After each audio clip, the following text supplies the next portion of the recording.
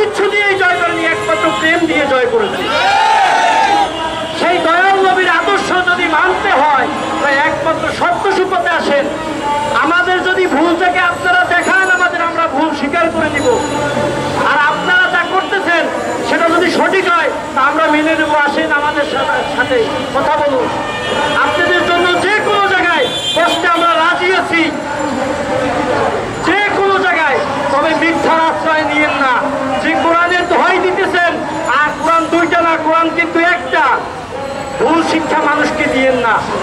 আল্লাহর লানত, কারণ আল্লাহ বলতেছে যে আমার অলিদের সাথে বিদ্বেষ করা আর আমার সাথে যুদ্ধ করা সমান।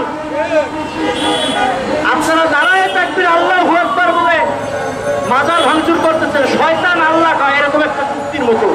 মানে শয়তানের জবরদস্তি আল্লাহ কবে। আল্লাহ নবী বিদায়তের ভাষণে কি বলছে? তার ধর্ম তাকে করতে দাও, কারো ধর্মের উপর অত্যাচার করিও না। আমার আহলে বায়াত আগলিয়ে রাখো। আর কি করতে চান আপনারা? কি শিখান আমাদের? এটা কি ইসলাম? এটা হোক এবং তাদের থেকে খরচ নিয়ে, তাদের থেকে টাকা নিয়ে মাজারগুলোর ক্ষয়ক্ষতি পূরণ করে দেওয়া হোক। আমরা এই প্রসঙ্গে আজকে এই মানববন্ধনের আয়োজন করেছি।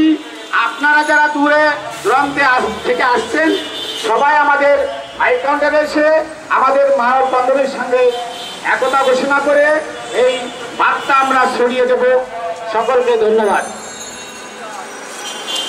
বিসমিল্লাহির রহমানির রহিম। বন্ধুরা আমার,